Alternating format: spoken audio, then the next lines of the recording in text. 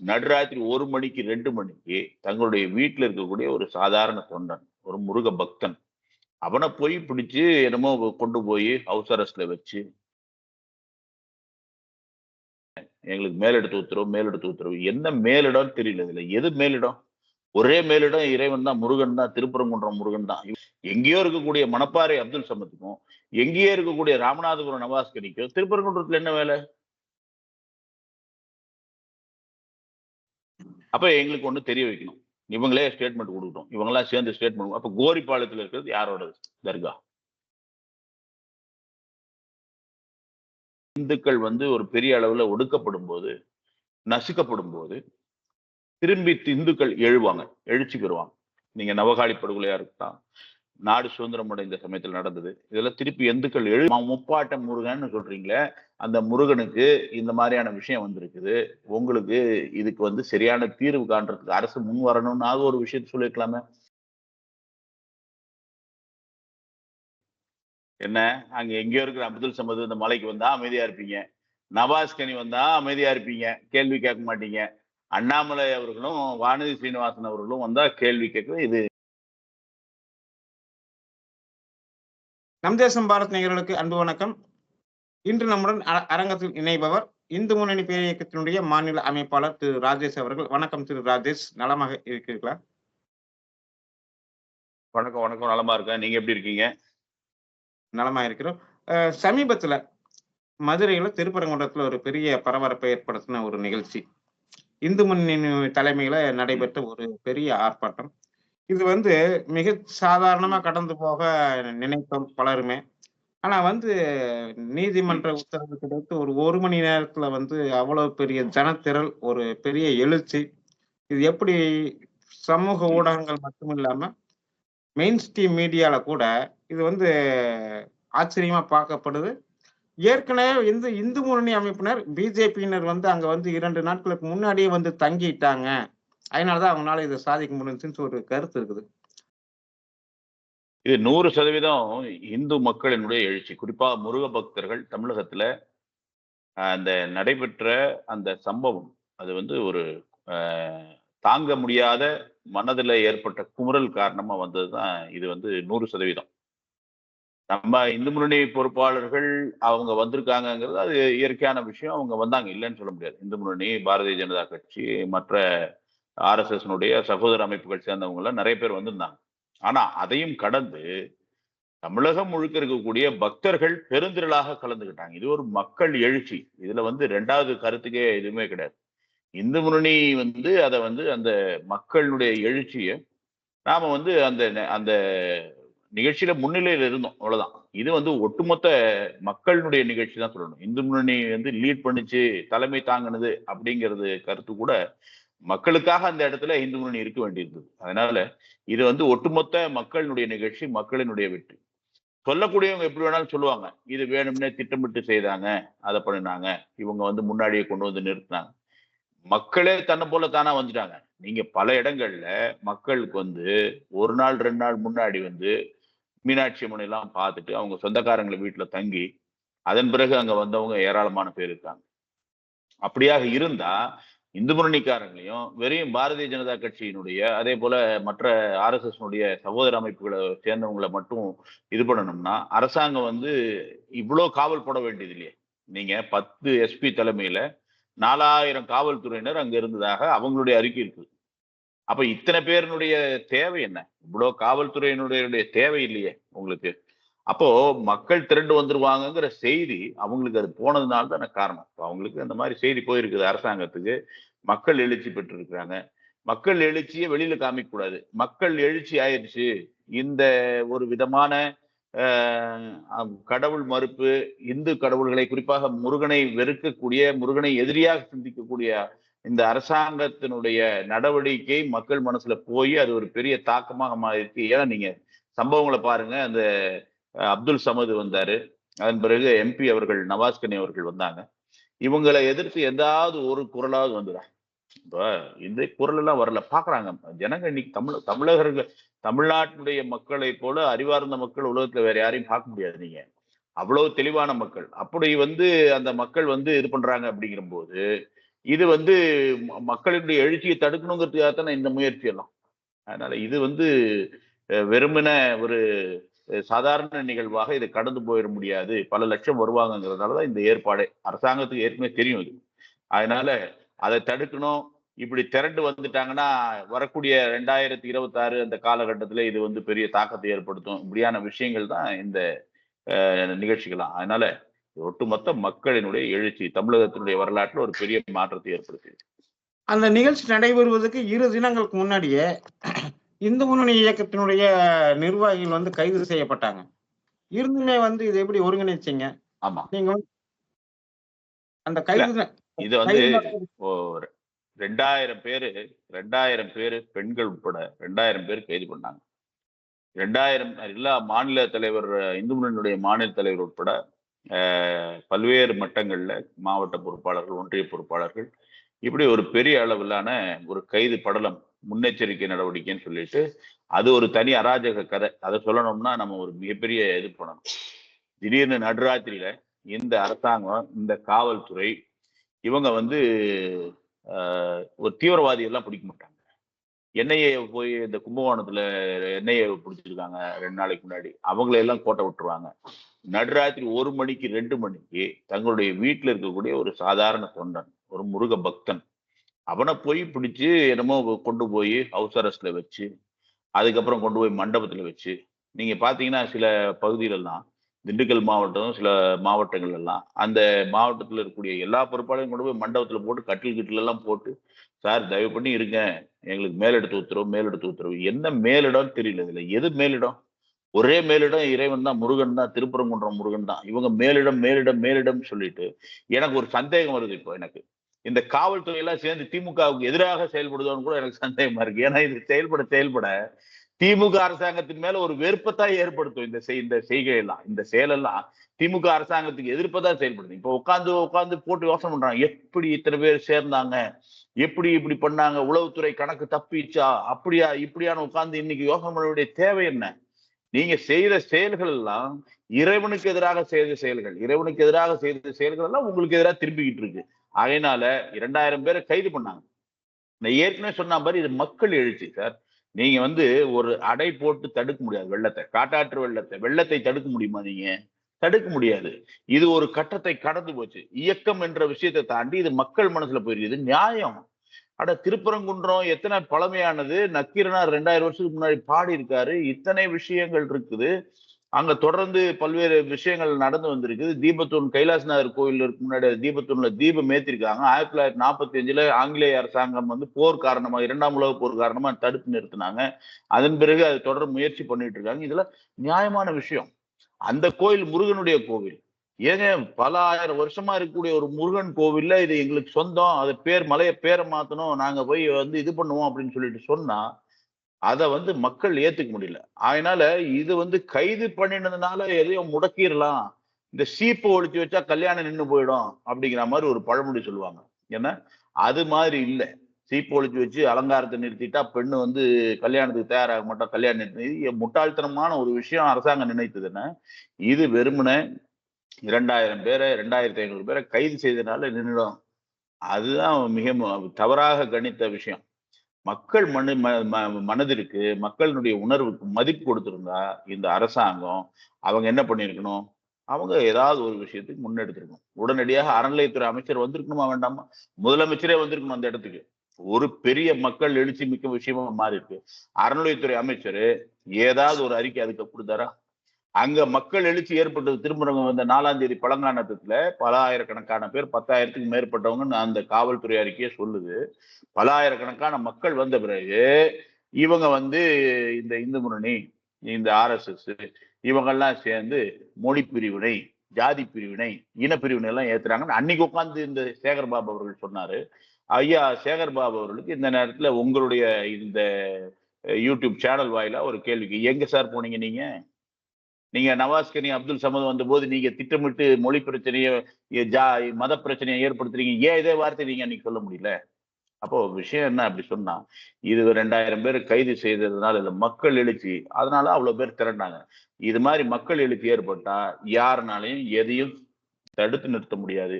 இதுதான் வந்து ஒரு மிகப்பெரிய புரட்சிக்கான மாற்றம். அதனாலதான் சொன்னேன், திருப்பரங்குன்றம் ஒரு திருப்பு முனை. இந்த நிகழ்ச்சியில பேசின பாஜகவினுடைய மாநில பொதுச் செயலாளர் பேராசிரியர் ஸ்ரீனிவாசன் ஒரு விஷயம் சொன்னாரு. இந்த சங்கு திமுக ஆட்சிக்கு ஊதப்படுகிற சங்குன்னு சொன்னாரு. இது தேர்தலை மையமாக வச்சு இத சொல்றாரா எப்படி? எனக்கு என்ன சந்தேகம்னா, தேர்தலை மையமா வச்சு திமுக காரங்க நவாஸ்கனி, அப்துல் சமத் எல்லாம் அனுப்பி விட்டாங்களோன்னு சந்தேகமா இருக்கு. இதுக்கு நீங்க தான் பதில் சொல்லணும். என்ன அப்படியா இருந்தா இது வந்து திட்டமிட்டது யாரு? இதை கொண்டு வந்தது யாரு? இந்த மாதிரியான ஒரு நிலையை உருவாக்குனது யாரு? அப்போ அவங்க தான் அந்த மாதிரி செயல்பட்டுக்கணுமே தவிர்த்து இந்த மக்கள் எழுச்சி அரசியலாக்குறதுக்கு முயற்சி பண்ணக்கூடாது. மக்கள் திரட்டுறாங்க தானா. அதுக்கப்புறம் அது 2026ல எப்படி எதிரொலிக்க போகுது அதெல்லாம் 2வது விஷயம். என்ன அப்போ இதை திட்டமிட்டு செய்தது யார்? இது நமக்கு சந்தேகம் வருது. இப்போ அப்துல் சமது, நவாஸ்கனி எதுக்காக வரணும்? அப்ப அவங்க வந்து இந்த இஸ்லாமியர்களுடைய ஓட்டு வங்கியை எப்படியாவது செய்து இது பண்ணணும் அப்படின்னு திமுக அரசாங்கம் நினைக்குது. அதுக்கு பிரதிநிதியா தங்களுடைய மக்கள் பிரதிநிதிகளை அனுப்பி அதன் மூலமா முஸ்லீம்கள மனசை வந்து பரவாயில்ல இவங்க எல்லாம் வந்து இதுக்காக சப்போர்ட் பண்றாங்க, அங்க போய் பண்றாங்கன்னு சொல்லிட்டு அப்போ அந்த மாதிரி எண்ணெய் தோண்டி அதுக்கு பின்னாடி வந்து இவங்க வாய் மூடி மௌனியாக இருந்து எந்த அறிக்கையும் கொடுக்காம எந்த விதமான ஒரு விஷயத்தையும் செய்யாம இதுதான் அவங்களுடைய திட்டம். இது 2026 தேர்தலை மையப்படுத்தி அவங்க நகர்த்தின திட்டமே தவிர்த்து இந்த மக்கள் எழுச்சிங்கிறது வந்து அரசியல் கடந்த விஷயம். ஒட்டுமொத்த எங்களுடைய தெய்வம் முருகன், எங்களுடைய தெய்வத்தினுடைய விஷயத்தை இது பண்ணணும். நீங்க பாருங்க, நேத்திக்கு இதெல்லாம் நடக்கிறதெல்லாம் பாருங்க. இதெல்லாம் எல்லாத்தையும் அரசியல் சொல்லக்கூடாது. தைப்பூசத்தன்னைக்கு இத்தனை விஷயம் பேசுறாங்க. தைப்பூசத்துல எத்தனை இடத்துல போலாரு, எத்தனை இடங்கள்ல, பழனியில, திருச்செந்தூர்ல, திருத்தணியில, மருதமலையில எத்தனை இடத்துல பிரச்சனை. ஒரு மொட்டையடிக்க போன குழந்தைகளோட போனா 6 மணி நேரம் இருக்க வேண்டியிருக்குது, 5 மணி நேரம் இருக்க வேண்டிய மக்கள் மனசு குமுறாங்க. அப்ப இவங்க எண்ணம் வந்து இவங்க வந்து இந்த கோவிலுக்காக குரல் கொடுப்பதற்கு அவங்க தயாரே இல்லை. அதுக்கு மாறாக அதுக்கு எதிரான விஷயங்களை செய்துக்கிட்டே இருக்காங்க. அப்போ இது வந்து அந்த தரப்புக்கு ஓட்டை சேகரிப்பதற்காக வாக்கு வங்கி ஒண்ணு கொஞ்சம் கொச்சையா சொல்லணும்னா ஓட்டை பொறுக்கிறதுக்காக என்ன இந்த விஷயங்கள் அவங்க செய்துட்டு இருக்காங்க. இதுல வந்து எந்த விதமான மக்கள் எழுந்து வந்திருக்காங்க. அதனால மக்கள் எழுச்சி அதற்கான மாற்றத்துக்கான நேரம்ங்கிற அடிப்படையில் அவர் சொல்லிட்டு இருக்கலாம். அதனால இதுல வந்து அரசியல் ஆக்குனது திட்டமிட்டு திமுகவினுடைய கூட்டணி கட்சியினர், அப்துல் சமது, நவாஸ்கனி. எதுக்கு சார் அவங்களுக்கு என்ன மொட்டை தலைக்கு முழங்காலுக்கு என்ன சார் சம்பந்தம் அப்படின்னு சொல்லுவாங்க. முடிச்சு போடுற இது என்ன சொல்லுவாங்க, அப்துல் காதருக்கு அம்மாவாசிக்கு என்ன சம்பந்தம் சொல்லுவாங்க. அதுபோல எங்கேயோ இருக்கக்கூடிய மணப்பாறை அப்துல் சமத்துக்கும் எங்கேயோ இருக்கக்கூடிய ராமநாதபுரம் நவாஸ்கனிக்கும் திருப்பரங்குன்றத்துல என்ன வேலை? அப்போ இது யாரு போட்ட திட்டம்? இதை நீங்க யோசிக்கணும். இது மக்கள் உணரணும். குறிப்பாக முருக பக்தர்கள் உணர்ந்து கொள்ள வேண்டும். திமுக கூட்டணி கட்சிகள் ஒரு அறிக்கை விடுத்திருக்கிறாங்க, நீங்க பாத்தீங்களா? அந்த அறிக்கையில திருப்பரங்குன்றத்தை மையப்படுத்தி மதவெறி திட்டத்தை பாஜக சங் பரிவார அமைப்புகள் அரங்கேற்றியுள்ளன. சிக்கந்தர் தர்காவில் ஆடு கோழிகளை காணிக்கையாக செலுத்தி அன்னதானம் செய்வது வழக்கம். இப்படி எல்லாம் சில விஷயங்கள் போட்டுக்கிறாங்க. இதை பொறுத்த வரைக்கும் அவங்கெல்லாம் சேர்ந்து கொண்டு ஒரு நடிக்க தொடங்கி இருக்கக்கூடிய நாடகம். அந்த நடிப்புக்கு ஆன ஒரு கதை, வசனம், டைரக்ஷன் இதெல்லாம் முயற்சி பண்ணிட்டு இருக்காங்க. இது சம்பந்தமா வழக்குகள் 1920ல இருந்து இருக்கு. 1920ல கூடுதல் சார்பு நீதிமன்றம், 24ல சென்னை உயர் நீதிமன்றம், 30ல லண்டன் பிரிவியூ கவுன்சில், இப்படி தொடர்ச்சியா 2021ல ரிட் பெட்டிஷன் சென்னை ஹைகோர்ட்டினுடைய மதுரை கிளையில ரிட் பெட்டிஷன் நம்பர் வந்து 11,001/2021 வரைக்கும் இந்த இடத்துல எந்த இடத்துலையுமே நீதிமன்ற உத்தரவுகளா இருக்கட்டும், அதனுடைய விஷயங்களா இருக்கட்டும், அந்த இடத்துல கந்தூரி, உயிர் பிராணிகள் பலியிடுதல் பலியிடுதல் செய்து விருந்து கொடுத்ததாக எந்தவித நீதிமன்ற உத்தரவும் இல்லை. வார்த்தைகளும் கந்தூரி அப்படிங்கிற விருந்து அப்படி எதுவுமே கிடையாதுன்னு சொல்லிட்டு விஷயம் இருக்கு. இப்ப இவங்க எஸ்டாப்ளிஷ் பண்றதுக்கு பாக்குறாங்க. அப்ப எங்களுக்கு ஒண்ணு தெரிய வைக்கணும். இவங்களே ஸ்டேட்மெண்ட் கொடுக்கட்டும். இவங்களா சேர்ந்து ஸ்டேட்மெண்ட். அப்ப கோரிப்பாளையத்துல இருக்கிறது யாரோடது தர்கா? கோரிப்பாளையத்துல இருக்கிறது யாரோடது? ஒரு ஆளுக்கு ஒரு சமாதி தான் இருக்கணும். ஒரு ஆள் ஒரு தடவை செத்து போக முடியும், 2 தடவை செத்து போக முடியுமா யாராவது? அப்ப கோரிப்பாளையத்துல இருக்கிறது யாரோடது? விக்கிபீடியால இருக்குது, தமிழக அரசாங்கத்தினுடைய ரெக்கார்ட்ல இருக்குது, கோரிப்பாளையத்துல இருக்குது சுல்தான் சிக்கந்தர் பாதுஷா அவருடைய இதுன்னு சொல்லிட்டு.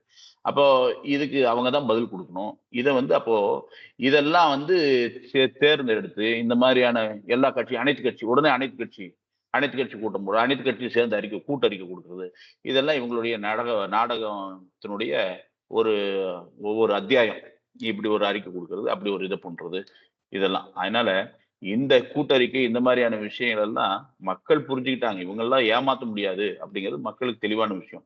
இவங்க தொடர்ச்சியா இந்த விஷயத்தை செய்வாங்க. இப்ப வந்து மக்களையும் மக்களினுடைய எழுச்சியையும் பக்தியையும் மாத்துவாங்க. நீங்க நல்லா கவனிங்க. நீங்க வரலாற்றை படிச்சு பாருங்க. எங்கெல்லாம் ஒரு சம்பவம் நடக்குது கோவிலுக்கு எதிராக அல்லது பக்தர்களுக்கு எதிராக, இன்னும் கொஞ்சம் சொல்லணும்னா இந்துக்களுக்கு எதிராக, இப்படி எங்கேயாவது ஒரு சம்பவம் நாடு முழுக்க படிச்சு பாருங்க வரலாற்றை.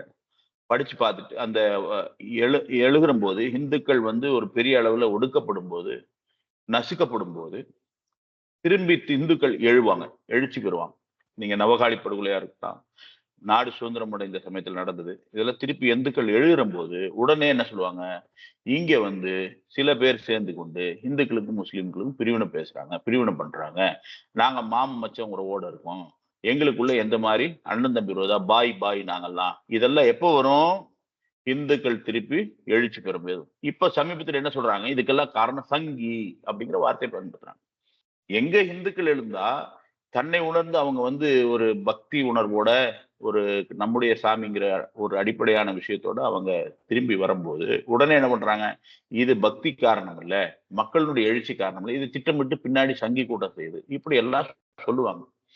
இஸ்லாமியர்கள் என்ன பண்றாங்க, இப்ப தொடர்ச்சி பாருங்க, நேற்றுக்கு தைப்பூசத்துல பழனியில மாத்திரை கொடுக்குறாங்க. நிறைய இடங்கள்ல உட்காந்து பாத யாத்திரை வரவங்களுக்கு முதலுதவின்னு சொல்லிட்டு, இதெல்லாம் வந்து என்ன, இதே அரசாங்கம் அறநிலைத்துறை இதுக்கு எப்படி வந்து அனுமதி கொடுத்துச்சு, அங்க அன்னதானம் போடணும்னா அரசாங்கத்துக்கிட்ட அனுமதி வாங்கணும்னு சர்க்குலர் போட்டிருக்கு. பழனியில மற்ற முருகத்தலங்கள்ல அறுவடை தலங்கள்ல அன்னதானம் கொடுக்கணும்னா அன்னதானம் கொடுக்கறதுக்கு அனுமதி வாங்கணும்னு சொல்லிட்டு சொன்னது எப்படி மெடிசின் கொடுக்கறதுக்கு ஓகே பண்ணுச்சா, அரசாங்கம் அனுமதி கொடுத்துச்சா? இப்ப பாருங்க, இதுதான் நடிப்பு. இப்ப உடனே என்ன பண்றது, உடனே பாத்தீங்களா, இதுதான் தமிழகம் மதசார்பற்ற நாடு, இதெல்லாம் வந்து உடனே இப்போ இந்து எழுந்துட்டாங்களா, இந்து எழுச்சி வந்த உடனே நாங்கெல்லாம் சகோதரத்துவம் வேணும், பண்றதுல தப்புன்னு சொல்ல வரல, நாங்க சேவை பணிகள் செய்யணும், மக்களுக்காக எல்லாரும் எல்லாத்தையும் செய்யணும், முடிஞ்ச அளவு உதவி செய்யணும், இதுல வந்து இரண்டாவது கருத்து கிடையாது. ஆனா நாடகம் ஆடாதீங்க, நடிக்க கூடாது. இப்ப இந்த நடிப்பினுடைய தன்மை தான், இந்த மாதிரி நடித்து நடித்து ஒரு எம்பி சொல்றாரு, ஒரு அமைச்சரா இருந்தவர், நான் சரஸ்வதி கோயில் அடிச்சிருக்கேன், முருகன் கோயில் இது பார்வதி கோயில் அடிச்சிருக்கேன், எல்லாரும் எனக்கு ஓட்டு வாங்க தெரியும், இதெல்லாம் சொல்லக்கூடிய ஆட்கள் இப்ப இங்க நடிக்கிறாங்க. என்னதுன்னா, நாம் மக்கள் புரிந்து கொள்ளணும், அதனால இதெல்லாம் நடிப்பு. இந்த கூட்டறிக்கை அந்த அறிக்கை எந்த அறிக்கை சட்டம் தெளிவாக சொல்கிறது, இலக்கிய சான்றுகள் இருக்கிறது, எல்லாமே இருக்குது. அதனால இந்த விஷயங்கள் மக்கள் புரிந்து கொண்டு விட்டார்கள், மக்கள் சரியான வகையில இதுக்கான ஒரு பதிலை கொடுப்பாங்க, ஏமாத்த முடியாது. தொடர்ந்து தமிழ் தேசியம் பேசுறவரு, திருமுருக பெருவிழா நடத்தினவரு செந்தமிழன் சீமான் கிட்டத்தட்ட இந்த நிகழ்ச்சி நடந்து முடிகிற வரைக்கும் இதை பத்தியே பேசல. நேற்றுக்கு தான் ஏதோ பேசுறீங்கன்னு சொன்னா, நான் இன்னும் படிக்கல, ஏதோ எப்படி நடந்தது தெரியுமா இந்த திருப்பரங்குன்றம் அப்படின்னு சொல்லிட்டு ஏதோ சொல்லியிருக்கிறதா சொன்னார், நான் கவனிக்கல, இன்னும் படிக்கல, பார்க்கல. எனக்கு ஆச்சரியம் என்னன்னா, எப்படி இவ்வளவு சந்தர்ப்பவாத அரசியல் பண்ண முடியும் ஒரு நபர், எப்படி ஒரு சந்தர்ப்பவாத அரசியல், இவரு இப்ப ஈவே ராமசாமியை எதிர்த்து பெரிய அறிக்கைகள் விஷயங்கள் எல்லாம் சொல்றாரு, அவரே மண்ணு, பெரியார் மண்ணு இல்ல அவரே மண்ணு, இப்படி எல்லாம் சொல்றாரு. இதே ஒரு காலகட்டத்துல கொஞ்சம் முன்னாடி பாத்தீங்கன்னா அவரை உயர்த்தி பிடிச்சாரு. இன்னும் போனாருன்னா திருப்பியும் ஒண்ணு ஒரு 2-3 மாசம் அல்லது 1 வருஷம் 2 வருஷத்துல இவர் என்ன பேசுவாரு, ஒரு நிலைத்தன்மை இல்லை. இவர் சொல்றத எல்லாருமே கிட்டத்தட்ட ஒரு ஒரு வடிவேல் காமெடி கூட ஒரு மதிப்பு இருக்கும், இவரு காமெடிக்கு மதிப்பு இல்லாத மாதிரி மாறி போயிடும். இவர் வந்து உடனே குரல் கொடுத்துருக்கணுமா வேண்டாமா? இப்ப நீங்க கேள்வி கேட்கறீங்க, ஏன் கேட்கறீங்க, அவர் செய்யாததுனால தானே கேள்வி கேட்கறீங்க. இவரு எது நியாயமோ அது நடக்கணும்னு சொல்லியிருக்கலாம், ஆதரவா இருந்திருக்க வேண்டாம், முருக பக்தர்களுக்கு இஸ்லாமியர்களுக்கு ஆதரவா இருக்க வேண்டாம், நடுநிலையோட நீ எங்க முப்பாட்ட முருகன்னு சொல்றீங்களே, அந்த முருகனுக்கு இந்த மாதிரியான விஷயம் வந்திருக்குது, உங்களுக்கு இதுக்கு வந்து சரியான தீர்வு காண்றதுக்கு அரசு முன் வரணும்னு ஒரு விஷயத்த சொல்லியிருக்கலாமே. வாயவே திறக்காம எப்படி அரசியல் சந்தர்ப்பவாத அரசியல் பண்ண முடியும்? அப்ப உங்களுக்கு எதை கண்டு பயம், யாரை கண்டு பயப்படுறீங்க, ஏன் குரல் கொடுக்க மாட்டீங்க, நியாயமான விஷயத்துக்கு நீங்க குரல் கொடுக்க மாட்டீங்களா? அப்போ அப்போ இந்துக்கள் முருக பக்தர்கள் மனம் புண்படலாம், ஆனா நீங்க முருக கடவுள் தமிழ் கடவுள் அப்படின்னு சொல்லிட்டு அதை முன்னெடுத்து உங்களுடைய அரசியல் பயணத்தை தொடருவீங்க. இதுல பாருங்க எவ்வளவு முரண் பாருங்க. இப்படித்தான் தமிழ்நாட்டுல எந்த இயக்கங்களா இருக்கட்டும், எந்த அரசியல் கட்சிகளா இருக்கட்டும், யாருமே இது வரைக்கும் குரல் கொடுக்கவே இல்லை. அதை நாம ஏற்றுக்கொள்ளணும். பாரதிய ஜனதா கட்சி தவிர்த்து அரசியல் கட்சினா பாரதிய ஜனதா கட்சியை தவிர்த்து அந்த மேடையிலேயே இருந்தாங்க. அந்த பழங்கானத்துல நடந்த மேடையில இருந்தாங்க. திரு எச் ராஜா அவர்கள் நேரடியா திருப்பரங்குன்றம் போய் பார்த்தாங்க. எம்எல்ஏ திரு நயினார் நாகேந்திரன் அவர்கள் போய் மக்களுடைய உணர்வை பிரதிபலிக்கணும் சார் அவங்க. என்ன சார் மக்கள் பிரதிநிதி அரசியல் பண்றேன்னு மக்களுக்காக தானே அரசியல் பண்றீங்க. மக்களுடைய நன்மைக்காக இதை கூட இதுல கூட ஒரு சார்பு நிலையை எடுத்துக்கொண்டு அப்போ இதுனா என்ன வேணாலும் இழுச்சவாய் எவ்வளவு வேணாலும் அடிப்பாங்க, எவ்வளவு அடிச்சாலும் தாங்குவாங்க இந்த தமிழ் பக்தர்கள், முருக பக்தர்கள் எதை பத்தியும் கவலைப்பட மாட்டாங்கிற ஒரு நிலை எடுத்தா கட்டாயமா இதெல்லாம் என்ன ஆயிடும், இந்த சாயம் எல்லாம் வெளுத்து போயிடும். கண்டிப்பா நீடித்து இருக்க முடியாது. அதுவும் இதெல்லாம் வந்து இந்த முருகன் வந்து போர்க்கடவுள். நான் சொல்றேன் கேளுங்க. முருகன் வந்து ஒரு போர்க்கடவுள். முருகனை தொட்டு வயர் மாதிரி அது அந்த ஹை வோல்டேஜ் வயர், அது லைன் கனெக்ஷன். அதை வந்து நீங்க தொட்டா மிகப்பெரிய ஆபத்தை சந்திக்க வேண்டியிருக்கும். அதனால இதை புரிந்து கொண்டு அரசியல்வாதிகள் எது நியாயமோ, எது சரியோ, எது நல்லதோ, எது வந்து அந்த அங்க நெடுங்கால பாரம்பரியமாக இருக்கின்றதோ அதை மட்டுமே தான் அது நடக்கிறதுக்கு உறுதி செய்தால்தான் இனிமே வரக்கூடிய காலத்துல தமிழ்நாட்டுல அவங்களுடைய அரசியல் ஈடுபடும். இது வந்து இந்து மக்களினுடைய மனதில இருந்து இந்து மக்களினுடைய மனதாக, இந்து மக்களினுடைய குரலாக நான் இதை சொல்கிறேன். வானதி ஸ்ரீனிவாசன், பாஜகவினுடைய தலைவர் அண்ணாமலை, இவங்க 2 பேருமே இந்த நிகழ்ச்சி வரிசையா காவடி சுமக்குறாங்க பழனிக்கு. இது வந்து திருப்பரங்குன்றம் விஷயத்த வந்து அந்த எரியிற தீயில எண்ணெய் ஊத்துற மாதிரி இருக்குது. இந்த பெரியார் மண்ணுல இந்த இந்துத்துவ அரசியல் வந்து எடுபடும்னு உங்களுக்கு நம்பிக்கை இருக்கா? நீங்க அப்துல் சமது வந்தா அமைதியா இருப்பீங்க. என்ன அங்க எங்கேயோ இருக்கிற அப்துல் சமது இந்த மலைக்கு வந்தா அமைதியா இருப்பீங்க. நவாஸ் கனி வந்தா அமைதியா இருப்பீங்க, கேள்வி கேட்க மாட்டீங்க. அண்ணாமலை அவர்களும் வானதி சீனிவாசன் அவர்களும் வந்தா கேள்வி கேட்க, இது இந்த கேள்விக்கே ஒரு நியாயமான விஷயம் கிடையாது. அவங்க அவங்களுடைய மதத்துக்காக, அவங்களுடைய நம்பிக்கைக்காக, அவங்களுடைய வழிபாட்டினுடைய உரிமையை காப்பதற்காக அவங்க அங்க வந்திருக்காங்க. நான் இந்த சொல்றேன் கேட்டுங்க. இந்த நேரத்துல நவாஸ்கனி அவர்களும் அப்துல் சமது அவர்களும் அவங்களுடைய சமுதாயம், அவங்களுடைய முஸ்லீம் இஸ்லாமிய மதத்திற்காக அவங்க வந்தாங்க இல்லையா? அப்போ திமுக பின்னாடி இருந்து தூண்டி விட்டது, வேற விதமான அரசியல் பண்ண பார்த்தது, எதுக்கு முன்னாடி சில சம்பவங்கள் எல்லாம் இருக்கு, அதுக்கு பின்னாடி அதிமுக இருந்து அது இதுக்குள்ள போக வேண்டாம். ஆனா அவங்க அவங்களுடைய இஸ்லாமிய மதத்திற்காக அவங்க வந்து அங்க வந்து சேர்ந்தாங்க. இப்ப இங்க ஏன் அண்ணாமலை வானதி வரக்கூடாதுன்னு கேட்கிறேன். ஏங்க அவங்க முருக பக்தர்கள், தமிழ்நாட்டில் வசிக்கக்கூடிய முருகனை கையை இது பண்ணவங்க. ஏற்கனவே அவரு திரு அண்ணாமலை அவர்கள் வந்து இந்த சென்னையில நடைபெற்ற அந்த இதுவத்தியா நான் செருப்பு போட மாட்டேன், நான் விரதம் இருக்க போறேன் அப்படின்னு சொல்லிட்டு இருக்கக்கூடியவர் விரதம் இருக்கிறாரு. விரதம் இருந்து காவடி எடுத்து போறதா எல்லா பக்கமும் தகவல் நமக்கு வந்து கொண்டிருக்கு. உங்களுக்கு அந்த விஷயம் தெரியும். அப்படி அண்ணாமலை வருதுல வானதி சீனிவாசன் வருதும் இதுக்காகத்தான் செய்யணும் அப்படின்னா செய்யட்டும்னு சொல்றேன் நான். இதுக்காக செய்யாம வேற எதுக்கு செய்வாங்க அவங்க? இதுக்காக செய்யாம வேற எதுக்காக செய்வாங்க அவங்க? அதனால அதுக்காக செய்யறது நல்லது, செய்யணும், கண்டிப்பாக செய்யட்டும். ரொம்ப சந்தோஷமான விஷயம். இது மாதிரி எல்லாருமே இன்னும் கேட்டா பாத்தீங்க, திமுகவினுடைய தங்க தமிழ் செல்வன் அவர்கள் எம்பி, அவர் எந்த தொகுதி நான் மறந்துட்டேன் திடீர்னு. அவர் வந்து இந்த திருப்பரங்குன்றத்துடைய விஷயத்துல ஒரு அந்த கோவிலுக்கு வந்து கோவிலுடைய அந்த விஷயத்தை மதித்து சில விஷயங்கள் பேசியிருக்காரு. நீங்களும் பார்த்திருப்பீங்கன்னு நினைக்கிறேன். அதே போல பிரேமலதா விஜயகாந்த் அவர்களும் சொல்லியிருக்காங்க. நான் என்ன சொல்றேன், அவன் நீங்களாம் தூக்குங்க சார், வாங்க சார், தங்க தமிழ்ச்செல்வன் ஐயார்களே நீங்க வாங்க, பிரேமலதா விஜயகாந்த் அம்மா நீங்க வாங்க, முருகனுக்காக வாங்க, வேல் எடுத்து வாங்க, காவடி எடுத்து வாங்க, அழகு குத்தி வாங்க, வாங்க காப்பாற்றணும். நாம இந்த கோயிலை நாம விட்டோம்னா தமிழ்நாட்டுல அறுபடை வீடுங்கிறது தமிழர்களுடைய ஒட்டுமொத்த வழிபாட்டினுடைய ஒரு தன்மை. அது 6 மதங்கள், தேசம் முழுக்க சண்மதங்கள் சொல்லுவாங்க. இந்து தர்மத்துல 6 மதங்கள். அதுல கௌமாரம் என்று சொல்லக்கூடிய முருகனை வழிபடக்கூடிய நாடு முழுக்க இருக்கு சார். அதுல வந்து இங்க தமிழகத்தை சேர்ந்தவங்களுக்கு தான் பெரிய பெரும் பங்கு. நாம முருகனை கொண்டாடின மாதிரி, நாம முருகனை வழிபட்ட மாதிரி, நாம முருகனை இது பண்ண மாதிரி வேற எங்கேயுமே பண்ணல.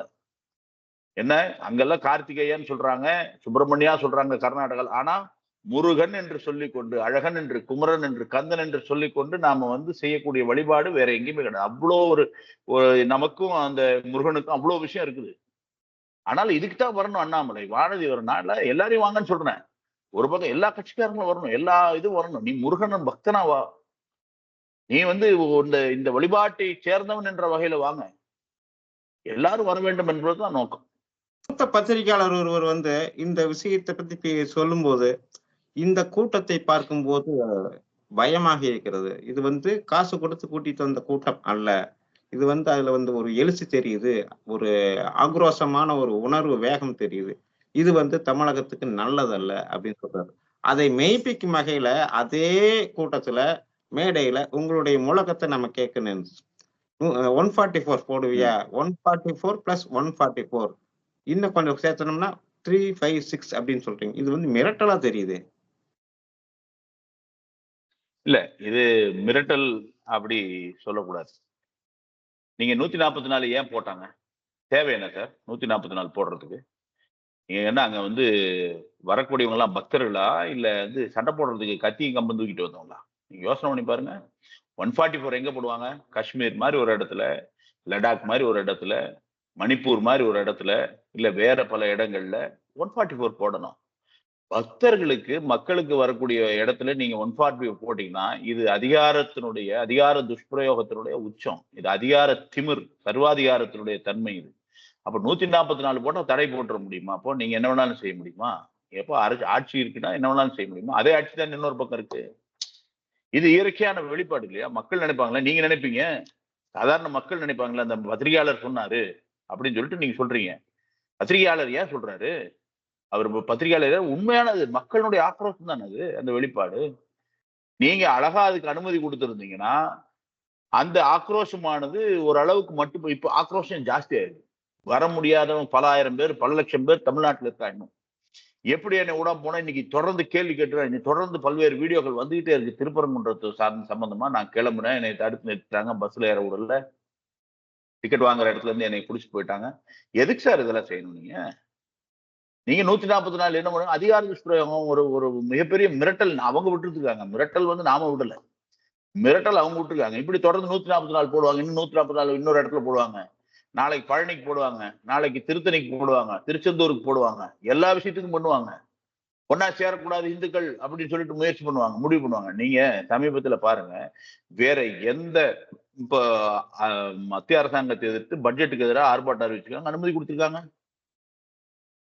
அதே மதுரையில ஆணுக்கு ஆணுக்கும் பிறந்தவன் தான் ஐயப்பன் சொல்லிட்டு நடந்த ஒரு ஊர்வலத்துக்கு கம்யூனிஸ்ட் விடுதலை சிறுத்தைகள் சேர்ந்து கேவலமா கோஷம் போட்டு போனாங்க. அதுக்கெல்லாம் அனுமதி கொடுத்தாங்க. 144 அமுல்ல இருந்தப்ப கூட அண்ணா நினைவு நாள் பேரணி நடந்துச்சு. பேரணி நடந்து, ஆனா அதுக்கு சொல்ல வந்தேன், பேரணி நடந்து இப்படி எல்லாத்துக்கும் அனுமதி கொடுக்குறாங்க. கடந்த ஒரு 2-3 வருஷமா நீங்க பாருங்க, RSS ஊர்வலத்துக்கு அனுமதி கிடையாது. பங்களாதேஷனுடைய இந்துக்களுக்கு எதிராக, அந்த இந்துக்களுக்கு ஆதரவாக அங்க நடந்த சம்பவத்துக்கு குரல் கொடுக்கணும், ஒரு நம்பிக்கை ஏற்படுத்தணும், பங்களாதேஷ் இந்துக்களுக்காக நாம இது பண்ற போது அதுக்கு அனுமதி கொடுக்கல. இப்படி தொடர்ச்சியாக நீங்க நிறைய இருக்குது சொல்லுன்னா, எதெல்லாம் நீங்க வந்து இது பண்ணீங்கன்னா எல்லாத்துக்கும் அனுமதி மறுக்கப்படுகிறது. அப்போ ஜனநாயக நாட்டுல போராட்டம் என்பது, குரல் உயர்த்துவது என்பது ஒரு உரிமை விஷயம். அப்போ உரிமையை நசுக்கக்கூடிய விஷயங்களை யார் செஞ்சுட்டு இருக்காங்க? நீங்க தான் மிரட்டிட்டு இருக்கீங்க தொடர்ந்து. உங்க சட்டத்தை வச்சுக்கிட்டு, உங்க காவல்துறை, ஏவல்துறையை வைத்துக்கொண்டு அவங்க தான் தொடர்ந்து மிரட்டிட்டு இருக்காங்க அரசாங்கம். ஆனால அதையும் தாண்டி அன்னைக்கு நீதி வழங்கிய நீதிமன்றமும், அன்னைக்கு மக்களுடைய எழுச்சியும் அந்த வெளிப்பாடுதான். அவங்க எத்தனை 144 சார் போட முடியும்? ஜனநாயக நாட்டுல நாங்க தேர்ந்தெடுக்கப்பட்ட மக்கள் பிரதிநிதிகளுடைய ஆட்சி, தமிழக அரசாங்கம் அவர் வந்து சித்தாந்த ரீதியாக வேற வேற கொள்கை கொண்டவராக இருந்தாலும் கூட முதலமைச்சர் என்பவர் மக்களுக்கானவர். ஆனா அந்த மக்கள் முதல்வர் மக்களையே ஒடுக்க நினைச்சாருன்னா அப்புறம் எப்படி புரட்சி அங்கதான் வெடிக்கும். அப்ப எப்படி இது? அப்ப அதனுடைய வெளிப்பாடுதான் அது. அதனால மிரட்டல் எல்லாம் இல்ல, நடக்கும். இப்படி தொடர்ந்து பண்ணாங்கன்னா நடக்கிறது தான் சொல்றேன் நான். நடக்குங்கிறதுனாலதான் அதை சொல்றோம். அதனால இது வந்து அந்த பத்திரிகையாளர் சொன்னதை இதை புரிஞ்சுக்கணும். இந்த உளவுத்துறை மற்ற கூட இருக்கிறாங்கல்ல, இந்த முதலமைச்சருக்கு ஒரு வேண்டாத ஒரு இதெல்லாம் போதிச்சுட்டு இருக்காங்க சில பேர் உட்கார்ந்து. அவரை சுத்தி ஒரு வளையம் இருக்கு. சில வளையங்கள் உண்மைத்தன்மையை சொல்லாம அப்படி இருக்குதுன்னு சொல்லிட்டு எங்களுடைய மாநிலத்தில தொடர்ந்து சொல்லிட்டு இருக்காரு. அவரோட பக்கத்துல துர்போதனைகளை சொல்லி, தவறான விஷயங்களை சொல்லி தொடர்ந்து இந்துக்களுக்கு எதிராக அவரை மாற்றிக் கொண்டிருக்கிறார்கள். அதை நோக்கி அவர் போய்கிட்டே இருக்காரு. விடாம அவரும் போய்கிட்டு இருக்காரு. இயற்கையாவே அந்த கட்சி வந்து அந்த மாதிரியான கட்சி தான். அதனால இதெல்லாம் வந்து நடக்கக்கூடிய விஷயம். உணர்ந்து கொண்டால் அவர்களுக்கு நல்லது அப்படிங்கறத நம்முடைய கருத்து. திருப்பரங்குன்றம் தீபத்தூண்ல தீபம் ஏற்றும் இந்து முன்னணியினுடைய முடிவு எப்படி இருக்கு? எந்த நிலையில இருக்குது? தீபத்தூண்ல தீபம் ஏத்தணும் அப்படிங்கிறது தான் நீதிமன்றத்தினுடைய உத்தரவு. ஐயா ராஜகோபாலன் இந்து முன்னணியுடைய 2வது மாநில தலைவர்கள் 2 பேர் 3 பேரை சேர்ந்து கொண்டு அந்த தீபத்தூண்ல தீபம் ஏற்றுவதற்கான ஒரு அந்த அந்த மூவ்மெண்ட்னு சொல்லணும், அதை அதை துவங்கி பல்லாயிரக்கணக்கான பேர் சேர்ந்து தீபத்தூண்ல ஏற்றத்துக்கான முயற்சி பண்ற போது தான் அவர் படுகொலை செய்யப்பட்டார். அக்டோபர் மாதம் 1994. தொடர்ந்து அதுக்கு தீபத்தூண்ல நீதிமன்றத்தினுடைய உத்தரவு இருந்த பிறகும் கூட அரசாங்கம் அதை அனுமதிக்கல. காவல்துறை அனுமதிக்கல. அங்க ஏறுனா பிரச்சனை வரும் அப்படின்னு சொன்னாங்க. அப்போ இந்த தமிழகத்துல ஒரு நீதிமன்றம் சொல்லியும் உரிமை இருந்தும் முருக பக்தர்கள் அங்க எதையும் செய்ய முடியலங்கிறது இந்த தமிழகத்தை ஆண்டு வந்திருக்கக்கூடிய இந்த கட்சிகளினுடைய கையாலாகாதனத்தை தான் நிரூபிக்கும். நீங்க கம்பேர் பண்ணணும். இந்த இடத்துல தான் கம்பேரிசன் வருது. நாங்க யாரையும் எதிர்க்கல சார். இந்த இடத்துல நாங்க கம்பேர் பண்றோம். இதே ஒரு விஷயத்த அவங்களுக்கு உரிமைப்படுத்த இருக்குது அப்படின்னு சொல்லிட்டு ஒரு நீதிமன்றமோ எதுமோ சொல்லியிருந்தா அவங்கள நீங்க தடுத்திருப்பீங்களா? அவங்களுக்கு எல்லாம் பாதுகாப்பு கொடுத்து நீங்க போய் ஏத்துட்டு ஏன் சார் இந்த 4000 போலீஸ் நீங்க 10 எஸ்பி தலைமையில 4000 போலீஸை போட்டு பக்தர்கள் வரக்கூடாதுன்னு முயற்சி பண்ணீங்க. என்னோட கேள்வி என்னன்னா, அதே காவல்துறையினுடைய பாதுகாப்பை வச்சு ஏன் நீங்க தீபத்தூணை ஏத்துறதுக்கு நீங்க ஒரு நடைமுறை போடுங்க. இப்படி ஒரு இத்தனை பேர் தான் வரணும், இவர்கள் எல்லாம் வரலாம் அப்படின்னு சொல்லிட்டு நடைமுறை போடுங்க. சாது சன்னியாசிகள் மதுரை ஆதீனம் வரணும், சாது சன்னியாசிகள் வரணும், ஒரு குழு போகணும், அதுல முக்கியமான இந்து தலைவர்கள் எல்லாம் அதுல போகணும், போய் தீபம் ஏத்திட்டு வரணும். என்ன சார் நடைமுறைப்படுத்துறதுக்கு என்ன கஷ்டம் இருக்கு உங்களுக்கு? மனசு இல்ல, கஷ்டமெல்லாம் நடைமுறை கஷ்டமெல்லாம் இல்ல, மனது வேண்டும். நீதிமன்ற உத்தரத்தை செயல்படுத்துறதுக்காக மனது இருந்தா அது நிச்சயமாக நடக்கும். அதனால தீபத்தூண்ல தீபம் ஏற்றுவது என்ற விஷயத்தை இந்து முன்னணி கட்டாயம் செய்தே தீரும், நடத்திய தீரும். ஏன்னா நம்ம உரிமை அது, இந்த முருக பக்தர்களுடைய உரிமை அது. அந்த கைலாசநாதர் கோயில் பாரம்பரியமா 12 காலம் அந்த தீபத்தூண்ல ஏத்துறதுங்கிறது நடந்து வந்திருக்கு. ஆனால் அது தீபத்தூண்ல தீபம் ஏற்றுவோம், அதுல எந்த விதமான இரண்டாவது கருத்தும் கிடையாது. நிச்சயமா தீபத்தூண்ல தீபம் ஏற்றுவோம், அது நடக்கும். அதுக்கான ஒரு மக்கள் தான், அந்த மக்கள் சக்தி தான் அன்றைக்கு திரண்டது. அதனால அந்த தீபத்தூண்ல தீபம் ஏற்றுவோம் நிச்சயமா. இறுதி கேள்வி, 2026 சட்டமன்ற பொது தேர்தல்ல திருப்பரங்குன்றம் விவகாரம் தாக்கத்தை ஏற்படுத்துமா? நீங்க என்ன நினைக்கிறீங்க? ஒரு பத்திரிகையாளரா நீங்க சொல்லுங்க. நீங்க அனலைஸ் பண்ணுவீங்களா பல்வேறு விஷயத்த? இந்து அமைப்பு இதை எந்த அளவுக்கு பெருசு பண்ணுதோ அந்த அளவுக்கு இது தாக்கத்தை ஏற்படுத்துங்கிறது நம்மளுடைய. நிச்சயமா தாக்கத்தை ஏற்படும், நிச்சயமா தாக்கத்தை ஏற்படும். இது ஹிந்து அமைப்புகள் அப்படிங்கறத விட்டுருங்க சார். நீங்க இந்து அமைப்புகள், மக்களுக்கு மறதி அப்படிங்கிற ஒரு நோய் இருக்குது. மறதி நோய் இருந்தாலும் கூட சிலதைத்தான் மறப்பாங்க. முருகனை மறக்க மாட்டாங்கிறது என்னோட எண்ணம், தனிப்பட்ட எண்ணம். முருகனை அவ்வளவு சீக்கிரம் மறக்க முடியாது. ஏன் சொன்னா பல்வேறு சமயங்கள்ல பல விஷயங்களுக்கு மக்கள் இந்த மாதிரி குரல் கொடுத்துருக்காங்க. தமிழக மக்கள் நிறைய உதாரணங்கள் சொல்ல முடியும், இருந்தாலும் காலத்தினுடைய அருமை கருதி நாம சொல்றோம். இந்த திருச்செந்தூர்ல தரிசன கட்டணம் திடீர்னு போன வருஷம், எனக்கு சரியா டைம் தெரியல, போன ஆண்டு இந்த செப்டம்பர் அந்த காலகட்டத்துல திடீர்னு தரிசன கட்டணம் 1000, 2000, 3000 சொல்லிட்டாங்க. அந்த உடனே அங்க மக்கள் எழுச்சியோட ஒரு போராட்டம் நடந்தது. இதே போல இந்து முன்னணியுடைய சேர்ந்து அவங்க நடத்தினாங்க. அந்த தரிசன கட்டணம் உடனே என்னைக்கு இது பண்ணாங்க, உடனே அதை அறநிலையத்துறை அதை பின்னெடுத்தது. இது மாதிரி பல சம்பவங்கள் சொல்ல முடியும். அதனால இது தேர்தலுக்கான நகர்வு அப்படிங்கிறது ஒரு வகையில தேர்தல்ல ஒரு தாக்கத்தை ஏற்படுத்தும். நமக்கு தேர்தல்ல தாக்கத்தை ஏற்படுத்தும். இந்து முன்னணியை பொறுத்த வரைக்கும் அரசியல் கட்சி அல்ல. அரசியல் ஆதாயத்துக்காகவோ இல்லை வேற எந்த ஆதாயத்துக்காகவும் நாம இதை செய்யறது இல்லை. நீண்ட நெடிய காலமாக இந்து முன்னணியுடைய வரலாறு நீங்க படிச்சு பார்க்கணும். ஜலகண்டேஸ்வரர் ஆலயத்துல 400 ஆண்டு காலம் அங்க சிவலிங்கம் இல்லாத இருந்த கோட்டை இருக்கும், கோவில் இருக்கும், சிலை சாமி இருக்காது அப்படின்னு ஒரு பழமொழி இருக்கு. அது மாதிரி அதை கொண்டு பிரதிஷ்டை பண்ணும். அது என்ன அரசியல் ஆதாயத்துக்காக பண்ணும்? பல்வேறு திருவாரூர் தேர், ஓடாது இருந்த தேரை, ஆழித்தேரை, ஆசியாவினுடைய மிக உயர்ந்த பெரிய தேரை ஓட்டியது இந்து முன்னணி. எதுக்கு? அரசியல்ல ஓட்டு போடுவாங்க சார். இதெல்லாம் நடைமுறையில் இருக்க வேண்டிய விஷயம். நம்முடைய பண்பாடு, கலாச்சாரம், வாழ்க்கை முறை, வழிபாட்டு முறை, இதெல்லாம் நமக்கு உரித்தானது, நம்முடைய உரிமை. இந்த தன்மையில தான் இந்த தேசம், இந்த தமிழகம், இந்த பாரத நாடு உயர்ந்த நிலையில் இருக்கு. இதையெல்லாம் நாம செய்யலைன்னா யார் செய்வாங்க? அதனால இது அரசியல் தாக்கம் அப்படிங்கிறது இரண்டாவது விஷயமாக இருக்கலாம், ஏற்படலாம். ஏற்பட்டா நல்லது அப்படிங்கிறது என்னுடைய தனிப்பட்ட கருத்து. ஆகையினால இது தாக்கத்தை ஏற்படுத்தினாலும் இந்த திருப்பரங்குன்றத்துல தீபம் ஏற்ற வேண்டிய விஷயமும் தொடர்ந்து திருப்பரங்குன்றம் மலையும் காக்கப்பட வேண்டும் என்ற விஷயமும், அரசியல் இருந்தாலும், எலெக்ஷன் இருந்தாலும், ஆட்சியாளர்கள் இருந்தாலும், யார் இருந்தாலும் இல்லைனாலும், அடிப்படையில இந்து என்று சொல்லிக்கக்கூடிய முருகனை வழிபடக்கூடிய பக்தனாக ஒவ்வொருத்தரும் செய்வாங்க. அதை செய்வோம். அதை செய்ய வைக்கிறது தான் நம்முடைய நோக்கம். அதை செய்தாதான் நல்லதுங்கிறது என்னுடைய நோக்கம். தமிழகத்துக்கு நல்லது. இந்த வழிபாட்டு முறை இதெல்லாம் எதுக்காக இருந்தது? இதெல்லாம் வந்து இது வந்து நாட்டை நல்ல நிலையில வைக்கக்கூடிய விஷயம். நான் சமீபத்துல நைஜீரியாவை சேர்ந்த ஒரு மிகப்பெரிய தலைவர்களுடைய உரையை கேட்டேன். இந்தியா தேசத்தை நம்மை போல பிரிட்டிஷ்காரன் வந்தான். அவன் ஆட்சி புரிஞ்சான். அவங்க வந்து என்னென்னமோ புகுத்துறான். ஆனா இந்தியாவுல அவங்க தங்களுடைய உடையை மாற்றிக்கொள்ளவில்லை. நல்லா ஞாபகம் வச்சுக்கங்க. அவர் சொல்றது நைஜீரியனுடைய உடையை மாற்றிக்கொள்ளவில்லை. அவங்களுடைய வழிபாட்டை மாற்றிக்கொள்ளவில்லை. அவங்களுடைய உணவை மாற்றிக்கொள்ளவில்லை. அவங்களுடைய டெக்னாலஜி மட்டும் அவங்க கிட்ட இருந்து என்ன தேவையோ எடுத்துக்கிட்டாங்க இந்தியால. அதனால இந்தியா வளர்ந்துச்சுன்னு சொல்றாரு. அதே நேரத்துல நைஜீரியா, அதாவது சவுத் ஆப்பிரிக்கன்ஸ் நாம என்ன பண்ணோம்? அவங்க உள்ள வந்தாங்க. அவங்களுடைய மதத்தை ஏத்துக்கிட்டோம்.